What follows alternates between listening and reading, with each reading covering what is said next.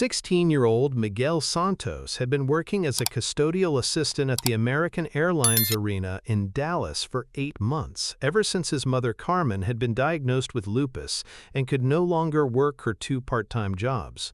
Miguel's schedule had him arriving at the arena every Tuesday and Thursday at 3 p.m. to clean the venues after events and prepare for upcoming shows, earning $12 an hour that helped keep his family's small apartment and paid for his mother's medications. Miguel had always been musical, but growing up in a household where every dollar went to rent, utilities, or medical expenses, music lessons and instruments were luxuries they simply couldn't afford.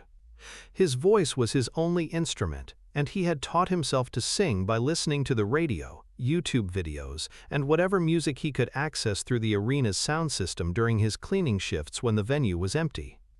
On this particular Tuesday afternoon, Miguel was working alone in the main arena, methodically mopping the floors and wiping down seats in preparation for Taylor Swift's Eras Tour concert, scheduled for the following evening. The sound crew had arrived early for their technical rehearsal, and Miguel could hear them testing microphones, adjusting speaker levels, and running through lighting cues while he worked quietly in the upper sections of the venue. Miguel had been a Taylor Swift fan since middle school, when a classmate had introduced him to her music during one of the few times his family had been able to afford internet at home. Her songs, particularly the ones about growing up, feeling different, and working toward dreams despite obstacles, had resonated deeply with someone who was already shouldering adult responsibilities at 16 while trying to maintain hope for a future that felt increasingly uncertain. As the sound crew worked through their technical preparations, Miguel heard the opening notes of Cardigan echoing through the empty arena. The song was one of his favorites, partly because of its introspective lyrics about feeling unseen and undervalued, themes that spoke to his experience as a teenager working a job that most people never noticed, while harboring dreams that felt too big for his circumstances. Without thinking about whether anyone might hear him, Miguel began to sing along softly as he continued his cleaning routine. His voice, untrained but naturally rich and melodic, carried the lyrics with an emotional depth that came from understanding what it felt like to feel invisible in spaces where others' dreams were being realized. Vintage tee, brand new phone, high heels on cobblestones. Miguel sang, his voice growing slightly stronger as he became absorbed in the music and momentarily forgot about everything except the way the lyrics and melody made him feel less alone in the vast, empty venue. What Miguel didn't realize was that the sound engineers who were positioned at the mixing board on the arena floor had suddenly stopped their work to listen to the voice they were hearing over their monitors. The arena's acoustic design was such that sound from anywhere in the venue was picked up by their equipment, and Miguel's singing was coming through their headphones with startling clarity and beauty. "Do you guys hear that?" asked James, the lead audio engineer, removing his headphones and looking around the arena. "Someone's singing, and it's actually incredible." The other crew members paused their work, listening as Miguel's voice continued to carry through the venue, interpreting Taylor's complex song with an authenticity and emotional resonance that surprised everyone who heard it. "Where's it coming from?" asked Sarah, the lighting director, scanning the arena through her binoculars from the technical booth. "Upper level, section 200, James replied, using his equipment to pinpoint the source of the singing. "There's a kid up there cleaning, and he's got one of the most beautiful voices I've ever heard." What none of the crew members knew was that Taylor Swift herself had arrived early for the soundcheck and was currently in the backstage area, reviewing her setlist and preparing for the technical rehearsal. When the crew's discussion about the mysterious singer reached her through their communication system, her curiosity was immediately piqued. "What's this about someone singing my songs?" Taylor asked, appearing in the audio booth where the crew had gathered to listen to Miguel's impromptu performance. "There's a young man up in section 200 who's working and singing along with the sound check," James explained. "Taylor, you need to hear this. His voice is extraordinary." Taylor put on a pair of headphones and listened as Miguel, still unaware that anyone was paying attention to him, continued singing. He had moved on to the bridge of Cardigan, the section where the melody becomes most complex and emotionally demanding, and his voice navigated the challenging passages with a natural musicality that impressed even Taylor. who had written and performed the song thousands of times. "That's not just someone singing along," Taylor said after listening for several minutes. "That's someone who understands the song, who's feeling every word." And you're right about his voice. It's remarkable. She removed the headphones and made a decision that would transform Miguel's understanding of what was possible for his future. "I want to meet him," Taylor announced. "Can someone go ask him to come down here?" 5 minutes later, Miguel Santos found himself walking down the arena stairs in a state of complete confusion, having been approached by arena security and told that, quote, "someone wants to meet you downstairs." His first thought was that he was in trouble for singing while working, and he mentally prepared himself for losing the job that his family desperately needed. When Miguel reached the arena floor and saw Taylor Swift standing near the stage with her crew, his confusion transformed into shock that was so complete he temporarily forgot how to speak. He had cleaned this venue dozens of times, had seen the preparations for countless concerts, but he had never imagined that he would find himself standing face to face with an artist whose music had been the soundtrack to some of the most difficult and hopeful moments of his teenage years. "Miguel," Taylor asked, reading the name tag on his work uniform. "I'm Taylor. I heard you singing up there and I wanted to tell you something. You have an incredible voice." Miguel stared at her, still processing the reality that Taylor Swift was speaking to him directly and had apparently been listening to him sing her songs while he worked. I'm sorry," Miguel managed to say. "I didn't know anyone could hear me. I can stop singing if it's distracting from your rehearsal." "Stop singing?" Taylor replied with genuine surprise. "Miguel, I don't want you to stop singing. I want you to sing more. Your voice is one of the most beautiful instruments I've heard in years." She gestured toward the stage, where her band was setting up for the official sound check. "Would you be willing to sing something with me? Right now, in front of everyone?" Miguel looked around at the crew members, all of whom were watching him with encouraging expressions, then back at Taylor, who was smiling at him with the kind of warmth that immediately made him feel like this was a conversation between friends, rather than a meeting between a global superstar and a teenage janitor. "I don't know if I'm good enough to sing with you," Miguel said honestly. "I've never had lessons or performed in front of people. I just sing because I love music." "The fact that you sing because you love music is exactly what makes you good enough," Taylor replied. "Miguel, some of the best musicians I know never had formal training. They have something that can't be taught. They have heart, and they have authenticity. You clearly have both." What followed was one of the most extraordinary impromptu performances in the American Airlines Arena's history.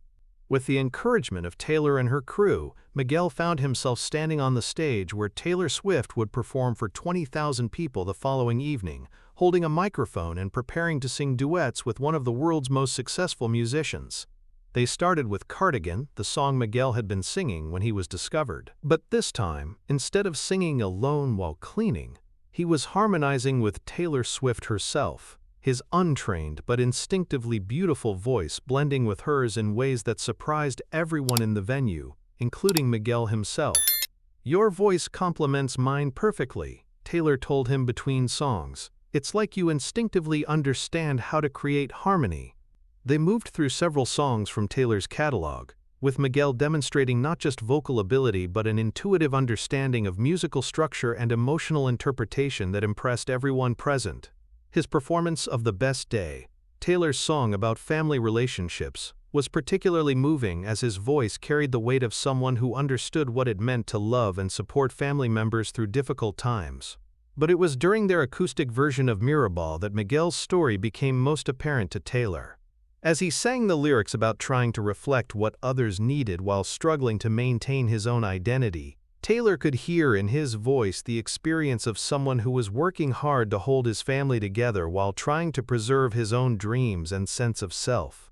"Miguel," Taylor said when their impromptu concert concluded, "can you tell me about your situation? Are you in school? What are your plans for music?" Miguel explained his family's circumstances, his mother's illness, his need to work to help support them, and his long-held but seemingly unrealistic dreams of pursuing music professionally.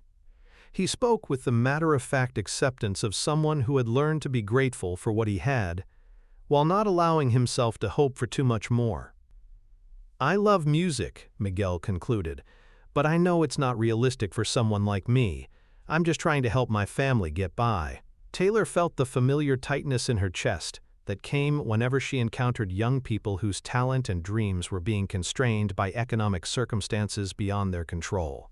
Here was a teenager with extraordinary natural ability who was already demonstrating more maturity and responsibility than many adults, but who had learned to think of music as something other people got to pursue. "Miguel, I want to change that," Taylor said. "I want to help you pursue music while still being able to support your family."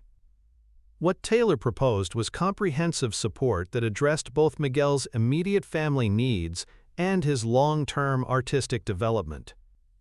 She arranged for Miguel's mother to receive private health insurance that would cover her lupus treatment without the family having to choose between medical care and basic necessities.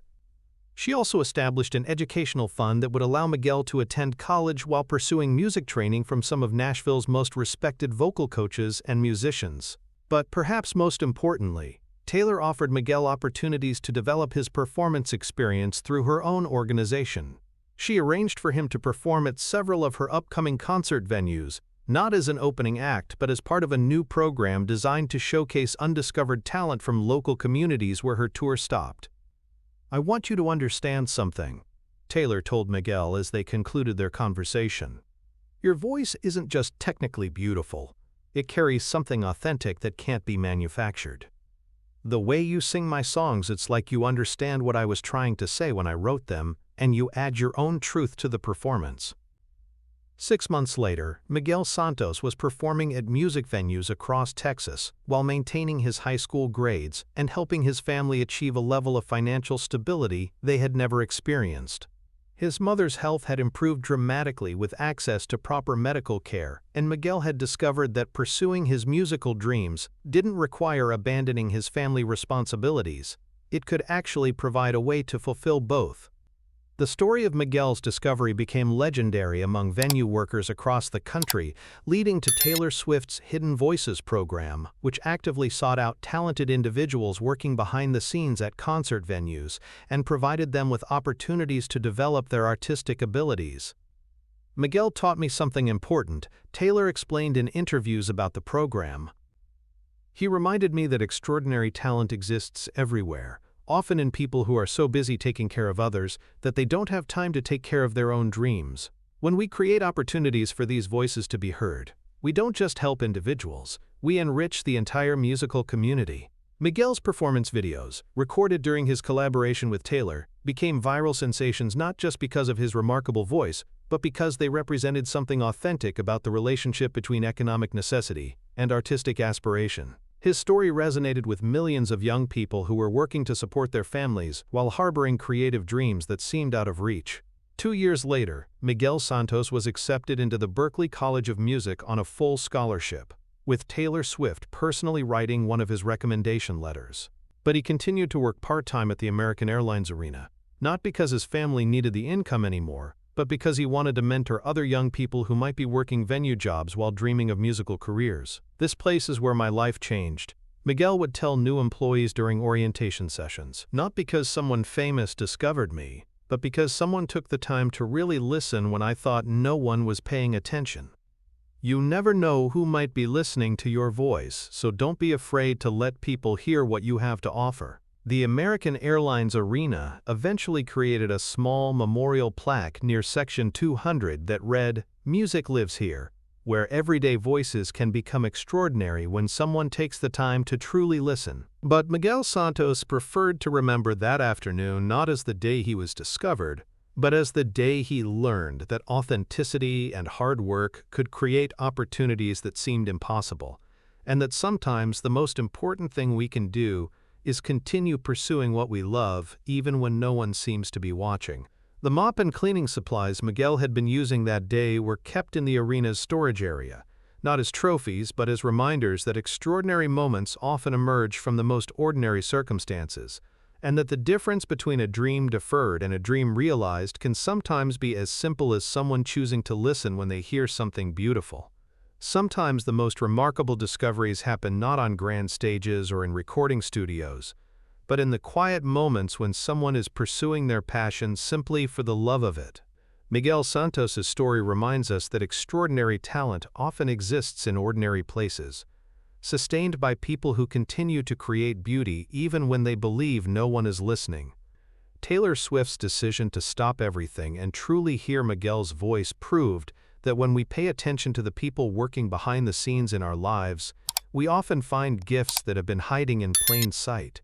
The most beautiful thing about Miguel's journey wasn't that he was discovered by a celebrity, but that his dedication to both his family and his dreams created the conditions for magic to happen when someone finally took the time to listen.